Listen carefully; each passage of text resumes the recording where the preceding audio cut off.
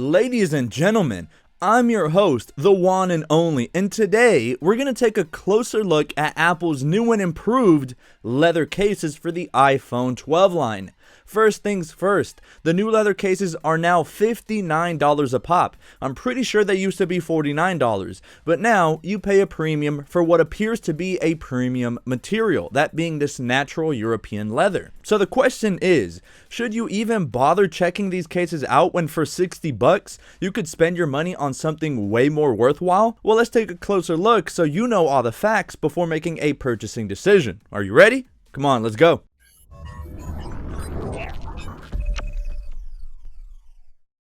Jesus, $60, I still can't get over the extra $10 Apple tax, but anyway, at least our presentation is still God tier. We can see we have the iconic white Apple box, and on the front is a life-size image of our brand new Apple iPhone case with iPhone 12 Pro branding, and also letting you know that it is MagSafe compatible. But it's also available for the 12 and 12 Pro as well as the 12 mini, all for the same price despite the 12 Max case using considerably more material than the 12 mini. But anyway, on the back we can see these feature natural leather, but what the box doesn't feature is a pull tab to tear off. You simply lift up from the handle with a moderate amount of force and boom, at the forefront is your overly priced leather case. But hold on, because we do get our warranty and information guide as well as a little disclaimer basically saying leather morphs over time and will patina and most likely crease and discolor over time. Pretty basic stuff that should be common knowledge, and that's all there is to the unboxing. For the initial release of colors, we only get 5. We have the very popular Baltic Blue, the super bright and energetic California Poppy, which makes an interesting color on leather in my opinion, the classic Saddle Brown, sleek and sexy Black, and finally, Product Red.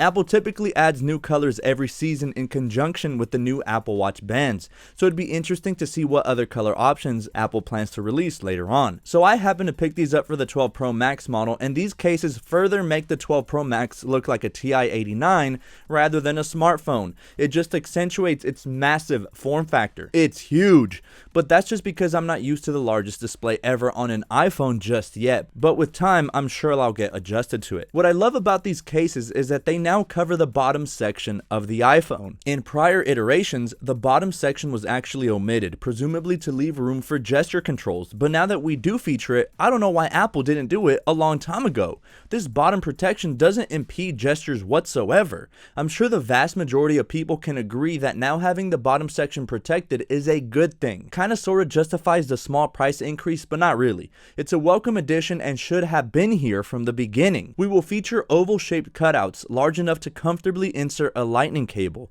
while also not obstructing the speakers and microphone.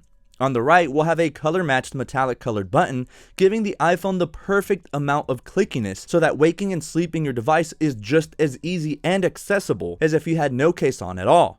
We have nothing across the top, but across the left-hand side we have another opening in the leather to expose our vibrate on or off switch, and the same metallic colored buttons for the volume up and down. Over on the back we have that classic minimalistic design, and with this beautifully colored supple leather, it makes for a really nice touch to an already really expensive phone. We'll have our obligatory debossed Apple logo because when dropping $60, yeah, I'ma wanna stunt that Apple logo, damn it. And just like on the silicone case line for the new iPhones, we feature this plastic material surrounding the perimeter of the cutout for your camera lenses. This is great and ensures your camera lens are always protected when being a little rough on your phone on flat surfaces, since it's raised a little bit. The inside is lined with this super soft and beautiful color matched microfiber material because let's be real, your iPhone deserves a comfier bed than your own. You'll also notice the same circular ring surrounding the inside of the case, and by now you should know that this is because these cases are MagSafe compatible, meaning the magnets found inside the optional MagSafe charger line up perfectly with the back of the iPhone case to ensure a smooth and easy connection.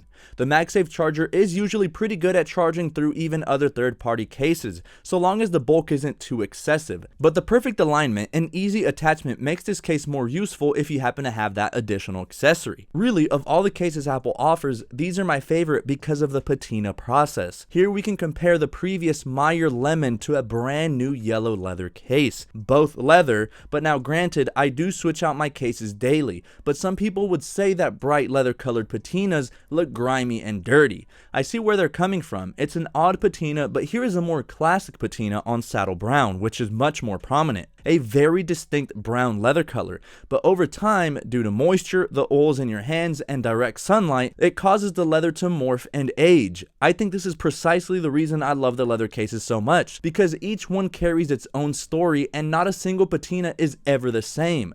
Two people can buy the product red leather case, the exact same one, and a year later, those two cases will look pretty different just because, well, where you take your phone and how much you handle the leather case in your hands will determine how fast or slow the leather will age. In terms of protection, I've dropped my case only a couple of times last year with leather cases on from a moderate height, and thankfully no damage to the phone whatsoever.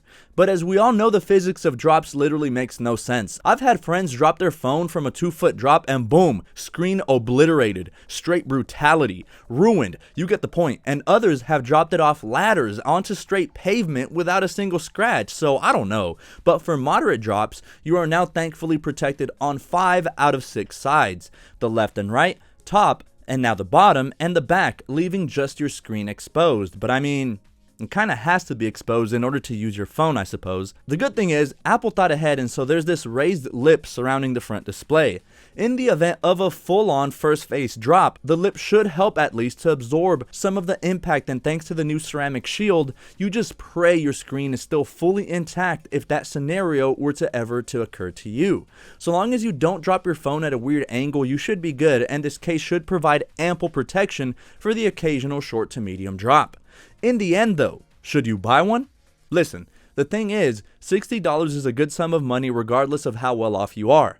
But I think if purchasing a phone that's $700, $800, sometimes exceeding past $1,000, a $60 high quality leather investment doesn't sound all too bad. On its own, yes, it is expensive for a case. However, you have the afforded luxury in trusting the high quality products Apple makes, and these cases are no different. The boxier design of the cases provides protection from reasonable drops from all 4 sides now, and snaps into place snugly without adding excessive bulk. To some, these cases last the entirety of the time they have their iPhone, sometimes exceeding 2 or 3 years. So in that case, I think $60 is definitely worth it if you plan to hold on to your phone for a couple of years or longer.